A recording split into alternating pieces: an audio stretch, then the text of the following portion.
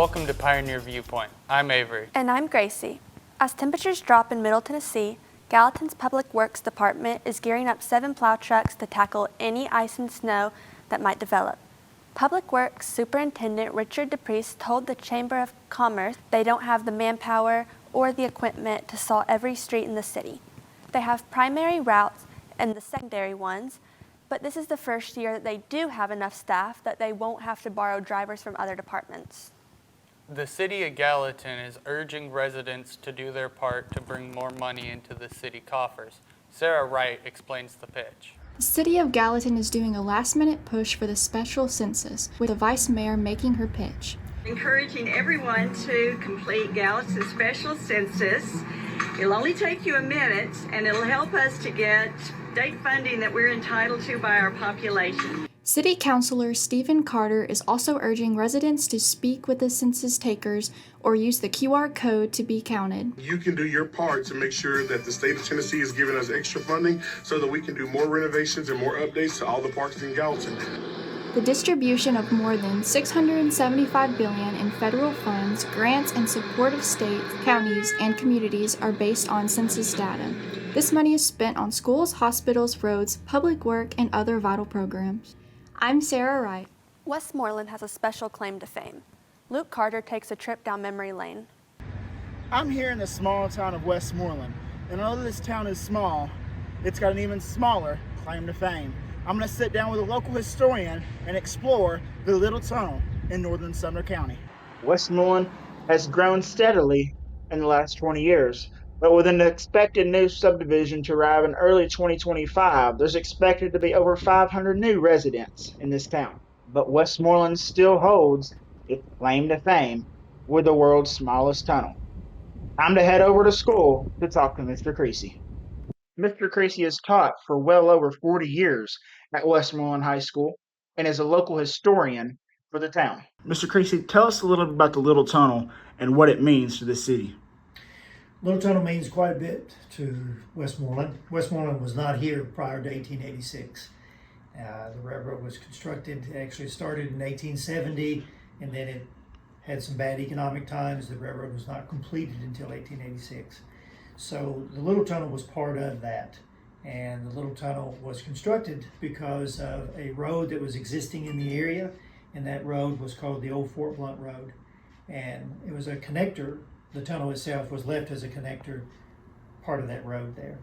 Used to, I would think that it was left because a cattle path from one side of a farm to another, and turned out that was part of the story with it, but the other part is part of the existing road as well.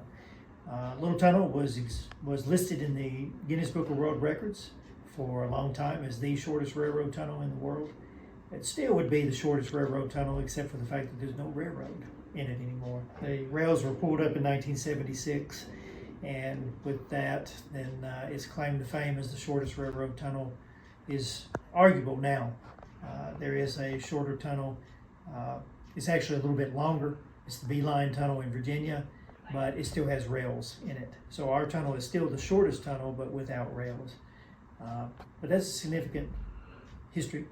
And that concludes our story, and with that, the rich history of the small town of Westmoreland. While most of us view the holidays as a time to feast, not everyone in Gallatin can afford to feed themselves.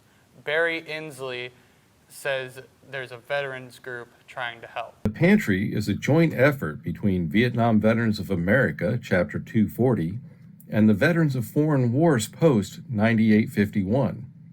I sat down with Bob Bentram, quartermaster of Post 9851, to learn about the history of the pantry. So the Veterans Food Pantry was developed about 18 years ago, and it actually was developed by the Vietnam Veterans of America. Went to one of the meetings, and we heard about it, we got excited about it, and had to ask them if they'd like to have a food pantry here at the Post. At that time, they had a total of 4 locations all around Sumner County, and we combined that and moved all that to Hendersonville, and it's been that way ever since. Who are some of the people that you help? We've helped a lot of veterans mostly from Sumner County. However, we never turn a veteran down, no matter where they're from.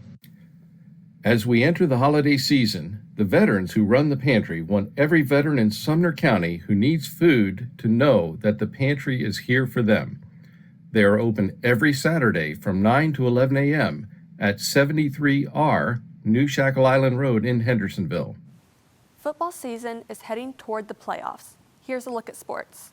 I'm Sarah. The Tennessee High School Championship games are set for the 2024 TSSAA football playoffs.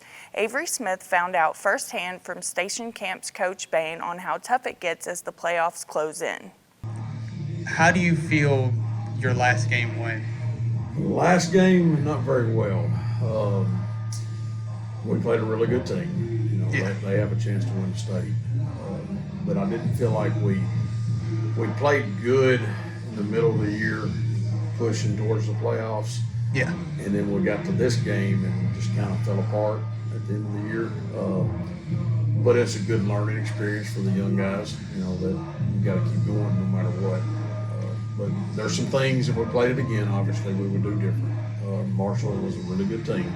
So we know to play that good team at their level.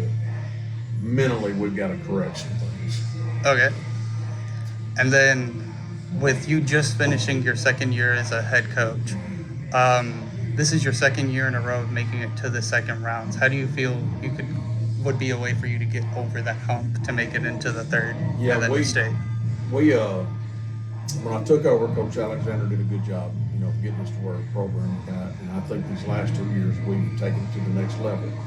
I think it's the first time since 2007, 2008 that we've been to second round back-to-back years. Now we got to get over that hump and get to the third round. I personally think everything's on the right trajectory.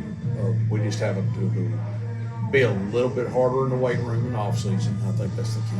I think summertime, having a good summer practice. Our kids still understand that we're going to win in the quarterfinals in January. And once they understand that, that's when we'll take the next step. And same thing we preach to y'all when you play. They have to understand that making it past round two, it's about what we do in January. Yeah. So, are there any players you feel like are going to be a real standout dude or a standout leader going into next season? Yeah, our quarterback's coming back. He had, off the top of my head, 2,600 total yards, which is sophomore too, so that's big. We got a handful of young guys here and there that played this year. We expect them to step up next year, but we do have a good core coming back of very experienced players. So. And then I know the offense is more of a aggressive type of offense. You really try to punch the other team in the mouth. Yeah. Is that going to kind of be your same game plan going into Yeah. This year we expanded a little bit more, went a little more vertical game. Hopefully next year we can really attack the whole width of the field. This year, we kind of punched people in the mouth, started going over the top of them. This year we want to attack them those two ways, but add in the width, because it's hard on the defense if you have to defend the width of the field. Yeah. So that's in our plans for next year. All Blue Cross Bowl championship games will be played at the Finley Stadium in Chattanooga from December 5th through the 7th. This weekend, the Tennessee Titans will take on the only team lower than them in the AFC South, the Jacksonville Jaguars. The Titans were pulverized by the Washington Commanders this past weekend, 19-42. The Titans are now 3-9 on the season and have lost 3 of their last 4 games. On the bright side, Tennessee now holds the number 7 overall pick in the upcoming draft. Fall State's men's basketball team is looking optimistically at the season ahead. Gloria Taylor gives us the scoop. He's going to talk about the season and the first game. Okay, how did you feel about the game, the first home game this Saturday? It was exciting. Had a good little crowd. Not only that, it's a conference game, so you got to win your conference games at home. You have to. And then you got to pick up some big wins on the road in conference if you want to make noise in the tournament. I mean, the goal is everybody's goal is to finish in the top 5 because they get a bye in the tournament. And when they get a bye, they don't have to play like 4 games back to back to back or with a day break. They only play, I think, like 3 or vice versa. But, I mean, we started out good. We played hard. And they're exciting to watch. I mean, they get after you. How do you feel about the upcoming season? I mean, I feel good. I mean, we got some good talented players that work hard, and they've been practicing really good. And I mean, you get tired of practicing against each other, and once you start playing, and we've played 4 games and a couple of scrimmages, and they're getting better every day, and so nothing shocks me. Nothing shocks me if we play good because we're young, so we're going to do some silly stuff. And if we cut the silly stuff out, then there's no telling how good they want to be. It's on them. Okay, thank you. Thank you. I hope y'all come see the 2024 to 2025 basketball teams this season. I encourage you to come watch them because they're all new and very exciting to watch, as Coach Lynn said.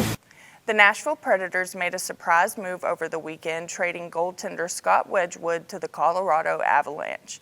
In exchange, they got goalie Justus Annunen and a 2025 6th-round pick. Nashville traded top goalie prospect Yaroslav Askarov to the San Jose Sharks in September. That wraps up sports. I'm Sarah. Sumner County is starting to feel like winter. Here's a look at the weather. I'm Annie with your Pioneer forecast. Temperatures are dipping down again later this week. We'll have mostly clear skies today as the wind starts to kick up. The high only hitting 45. More clouds tonight, the low tumbling down to 30 in Clarksville. Tomorrow starting out with clouds, but a few rays of sun in the afternoon with a high of 45. Some light rain and snow tomorrow night, the low dropping to 31. Just a warning, if your clothing is wet and the temps are in the 30s, you could be risking hypothermia. If you're out for too long, the warning signs of hypothermia include uncontrollable shivering, memory loss, disorientation, slurred speech, and drowsiness. Stay dry and stay warm. I'm Annie with your Pioneer forecast. That wraps up this edition of Pioneer Viewpoint. I'm Gracie. And I'm Avery. Thanks for watching.